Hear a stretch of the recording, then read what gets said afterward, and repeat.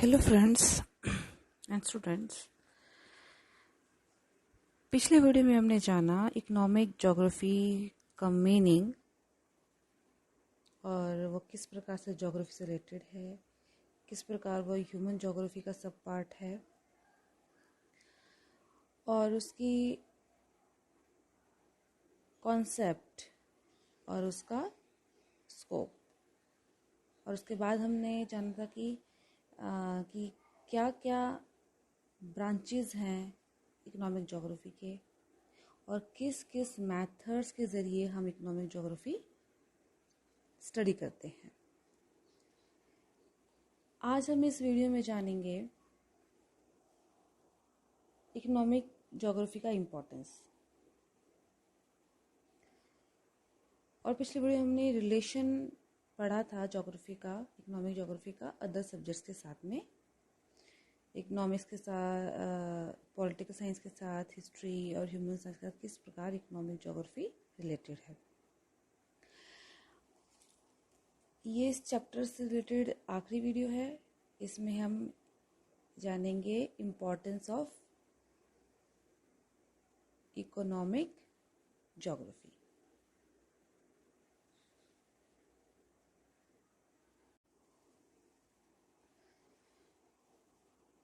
आर्थिक भूगोल को एक गत्यात्मक विषय माना जाता है, जिस कारण इसका महत्व दिन प्रतिदिन बढ़ता जा रहा है।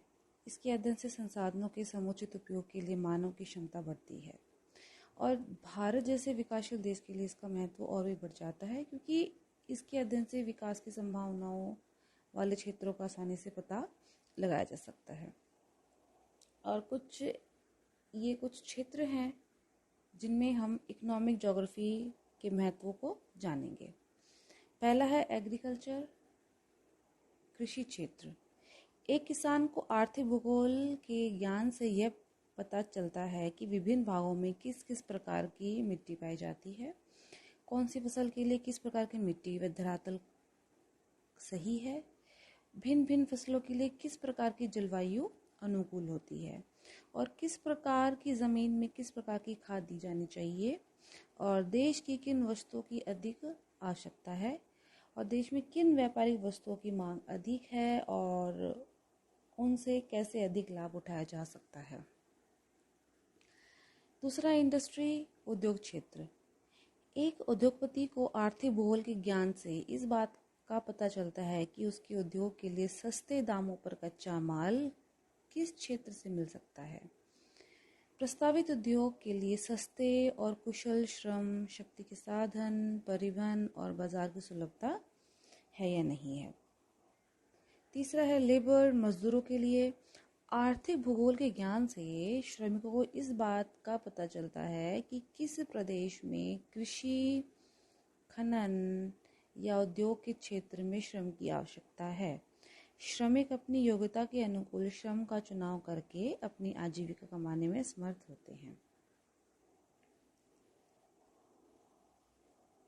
चौथा है ट्रेडर्स, यानी कि व्यापारियों के लिए किसी विशेष वस्तु की मांग कुछ क्षेत्रों में अधिक होती है और कुछ अन्य क्षेत्रों में उस वस्तु की आपूर्ति भी होती है।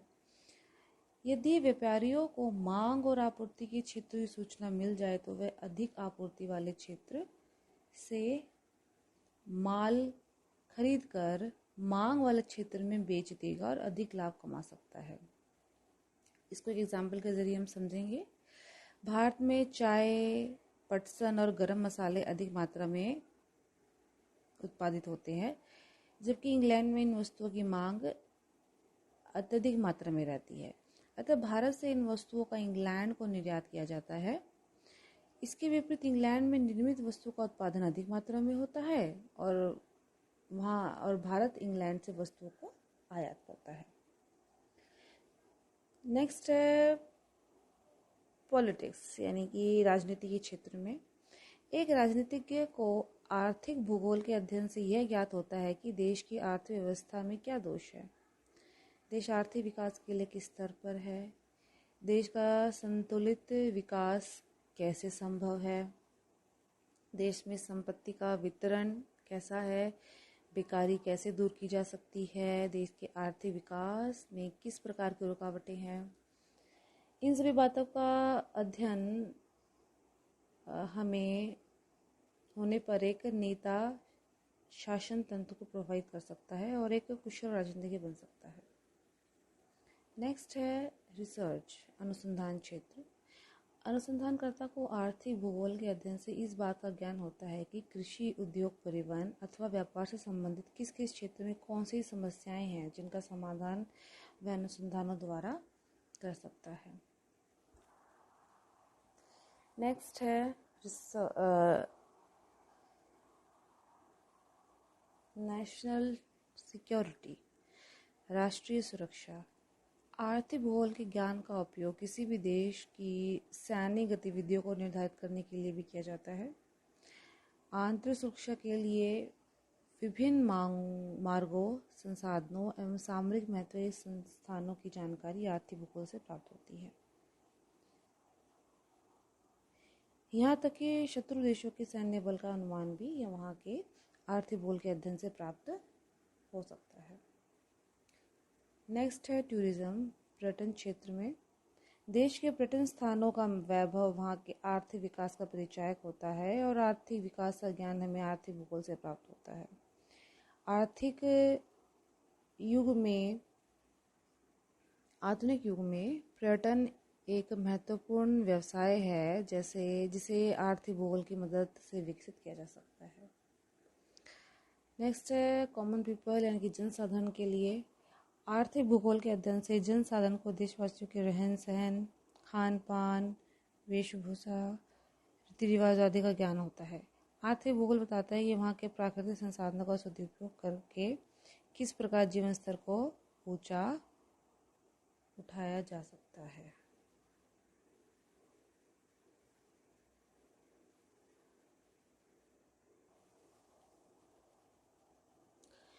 तो इस प्रकार से हमारा जो 5th सेमेस्टर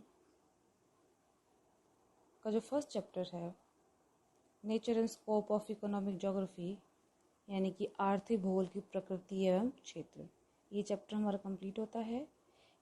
इस चैप्टर ने कवर किए हमारे टॉपिक्स जो इस प्रकार हैं: nature and meaning of economic geography, some definitions by the scholars, scope of economic geography, branches of economic geography, methods of studying economic geography, relation of economic geography with economics and other social sciences, and the last, importance of economic geography. Thank you.